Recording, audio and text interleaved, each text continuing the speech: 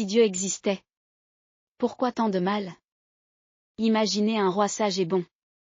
Il construit une cité magnifique et y place ses enfants pour la gouverner. Il leur donne la paix, les ressources, la liberté. Même les plantes et les fruits de cette cité apportent la santé. Et puisqu'il en est le créateur, il connaît tous les secrets de cette cité. Il n'impose rien, mais il propose ses conseils, ses lois, son amour. Un jour, alors que le roi est en tournée, les enfants se disent: on veut plus de liberté. On n'a plus besoin de ses conseils. On peut gérer seul. Alors ils ferment les portes de la cité. Ils décident de tout contrôler eux-mêmes. Ils commencent à expérimenter avec la création, à manipuler ce qu'ils ne comprennent pas. Pendant ce temps, le roi revient. Il frappe à la porte. Il appelle. Mais ses enfants sont trop occupés. Ils ne pensent plus à lui. Alors le roi s'assied à l'extérieur de la cité. Et il attend. Patient. Doux. Fidèle. Il espère qu'un jour, ses enfants reviendront à lui. Mais dans la cité, les choses commencent à se dégrader. La violence éclate. La pauvreté s'installe. La maladie se répand. La confusion règne. Et alors, on entend des cris monter de l'intérieur. Où est le roi? Pourquoi laisse-t-il faire ça? Sans même se rendre compte qu'ils l'ont eux-mêmes rejeté. Cette parabole illustre notre relation avec Dieu. Explorons maintenant cette vérité biblique sur le sujet. Un Dieu a confié la terre à l'humanité. Dès la création, Dieu a établi l'homme comme gestionnaire de la terre. Genèse 1. 26. 28 nous montre que Dieu a volontairement délégué l'autorité terrestre à l'humanité. Il ne contrôle pas tout directement ici-bas, car il a choisi d'impliquer l'homme comme co-gérant de sa création. Psaume 115. 16 établit une distinction claire: Dieu règne dans les cieux, mais la terre a été confiée aux hommes. Il ne s'agit pas d'un abandon, mais d'un mandat de responsabilité. Lorsque l'homme a péché, Genèse 3, il a en quelque sorte cédé une partie de cette autorité au diable. Bien que le péché ait introduit le chaos, Dieu œuvre à travers Christ pour restaurer l'ordre, et un jour, Jésus reviendra pour établir pleinement le royaume de Dieu sur la terre. Apocalypse 11. 15. Psaume 115. 16. Les cieux sont les cieux de l'Éternel, mais il a donné la terre au Fils de l'homme. 2. Le péché est à l'origine du mal. Pécher, c'est désobéir à la parole de Dieu. Cela éloigne de sa présence, prive de sa protection et de sa faveur. L'absence de la lumière de Dieu, c'est la présence des ténèbres. Heureusement, si un croyant chute et se repent de tout son cœur, il peut revenir dans la lumière de Dieu. Le péché est entré dès les premiers temps par Adam et Ève et a entraîné la rupture de l'homme avec Dieu. Mais Jésus-Christ est venu restaurer ce lien brisé, pour que l'humanité retrouve son rôle et sa place dans le plan de Dieu. 1. Jean 5. 19. Nous savons que nous sommes de Dieu, et que le monde entier est sous la puissance du malin. 3. Dieu est bon et ne punit pas, il respecte notre liberté. Depuis la création, Dieu a donné à l'homme la capacité de choisir entre l'obéissance et la désobéissance. Deutéronome 30. 19. Dieu ne force personne à l'aimer ou à le suivre. L'homme est libre de marcher selon ses voies, ou de s'en détourner. Mais chaque choix entraîne naturellement des conséquences, car Dieu laisse l'homme récolter ce qu'il sème. Le péché continu éloigne de la présence de Dieu. Lorsque nous nous éloignons de lui, nous nous plaçons nous-mêmes en dehors de sa protection. La croix est la preuve que Dieu ne veut pas punir, mais réconcilier et sauver. Jean 3. 17. Dieu, en effet, n'a pas envoyé son Fils dans le monde pour qu'il juge le monde, mais pour que le monde soit sauvé par lui.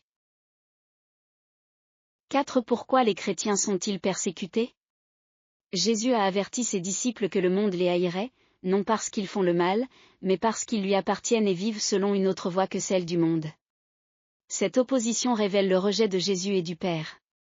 Elle expose la rébellion du monde contre Dieu, mais elle confirme aussi la fidélité des croyants à la lumière. Jésus a annoncé ces choses d'avance pour que ses disciples tiennent ferme dans la foi, avec l'assurance qu'ils ne sont jamais seuls dans l'épreuve.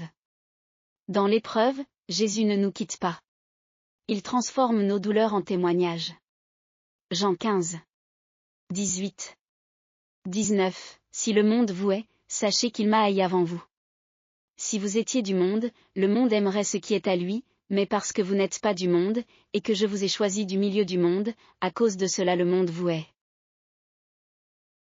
5. Pourquoi des malheurs touchent-ils même les croyants? Face à la souffrance, nombreux sont ceux qui doutent de l'amour ou de la puissance de Dieu. Pourtant, depuis la chute d'Adam, Genèse 3, le monde est marqué par le péché, la mort et le désordre. Même les croyants vivent au sein de cette création brisée. Parfois, Dieu, dans sa sagesse, peut permettre des épreuves qui purifient notre foi, et la rendent plus précieuse que l'or éprouvé par le feu. Les malheurs ne sont donc pas le signe d'un abandon divin. Dieu demeure souverain, même dans la douleur. Et il promet que toute chose concourt au bien de ceux qu'il aime. Romains 8. 28. Toute chose concourt au bien de ceux qui aiment Dieu. 6. Que deviennent l'âme et l'esprit après la mort? Selon la Bible, l'être humain est composé d'un corps, d'une âme, émotion, volonté, pensée, et d'un esprit, créé pour la communion avec Dieu. À la mort, le corps retourne à la poussière. Genèse 3. 19. Mais l'âme et l'esprit quittent le corps pour une destination éternelle. Ecclésiaste 12. 7. L'âme, étroitement liée à l'esprit, reste consciente. Elle conserve l'identité, la mémoire et les sentiments après la mort. Luc 23. 43. Apocalypse 6. 9. 11 montre des âmes conscientes, priant et attendant la justice de Dieu. Enfin, au retour de Christ, l'âme et l'esprit du croyant seront réunis à un corps ressuscité et glorifié, pour vivre éternellement sur une terre nouvelle. 1. Corinthiens 15. 42. 44. Apocalypse 21. 1. 4. 7. Le jugement viendra, mais l'espérance est en Jésus. La Bible affirme clairement que Dieu jugera le monde. Hébreux 9. 27. Ce jugement sera juste, parfait et universel. Il évaluera les cœurs, les pensées, les paroles et les actions. Matthieu 12. 36. Romains 2. 6. Mais voici la bonne nouvelle. Le même Jésus par qui Dieu jugera le monde est aussi celui par qui il veut le sauver. Jésus a porté sur lui le jugement que nous méritions. Ésaïe 53. 5. 2.